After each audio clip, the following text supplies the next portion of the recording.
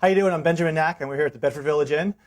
We are going to make an amazing apple bread pudding. It's a great time in autumn in New England, and we have great apples. So what we're going to do is something new. It's something I love. I've done it with my family for a long time. I do it with my little girls. I did it with my grandmother.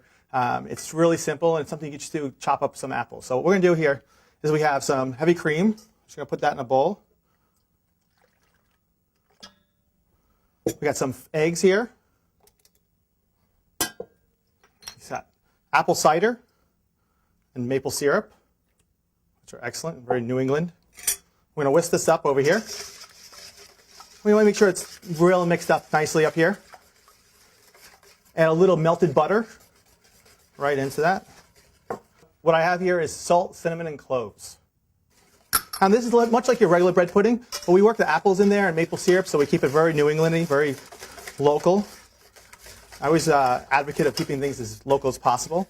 What we have here is we have our bread, and I let it sit out for about 24 hours. Usually I cut it the day before and then have it the next day. It's about 6 cups there. I'm just going to mix that up. I'm going to let that soak a little bit. Then I'm going to add my dark brown sugar. I always like dark. It has a little more layers to it. And we mix that in there. As you see, it starts to soak up very nicely. The last thing we're going to do is we have some cranberries, some walnuts, and our apples. Now you can use an assortment of apples. Like I said, the best way to go is go to the market and just grab the best apple available. Whatever looks beautiful. Usually the food is as beautiful as you make it, and so you want to always get the best stuff. I always love going to the market and picking up some local things. So what we're going to do is here we have our mixture right here, very nice. And then what we're going to do with this is we're going to let it sit for about a half an hour to an hour. We will transfer this into our baking pan after it sits here for about 30 minutes to an hour. And then what we'll do is we're going to actually bake it for about an hour. It's going to get golden brown over top in a 350 oven.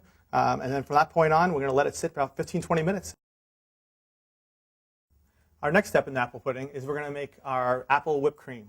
What we do is we start with an apple cider reduction. What we'll do is we'll take our apple cider and put it in a pot. It's about 1 cup of apple cider, and we put it on a medium to high flame. And we want it on a slow rolling boil until it reduces about 1/4 cup. Once it's reduced to 1/4 cup, we'll take it off the flame and then place it on the side and let it cool down. Once it's cool, you'll get a beautiful syrupy consistency here. Then what we're going to do is we're going to actually make our whipped cream. What we'll do is we'll add 1 cup of heavy cream into our whipper, and then we'll whip it on high, medium to high, and until it comes to medium peaks. Once it's at medium peaks, we're going to add 1 tablespoon of sugar. If you want it a little bit sweeter, you can adjust it. And then what we're going to do is slowly add our apple cider reduction. We're going to let it whip until it's about medium consistency and medium high peaks. And then we'll go on to our plating. And after we pull our apple bread pudding out of the oven, this is what we have. We let it rest for about 15 minutes just so it can come together a little bit. We can just take a little scoop, and you see it's nice and golden brown on top. Put that right on the plate. You have your apples, your cranberries, your walnuts in there, which look beautiful. Then what I like to do is I take this cider whipped cream, just put a little on top. And then always finish with a little cinnamon for a flavor. There you go.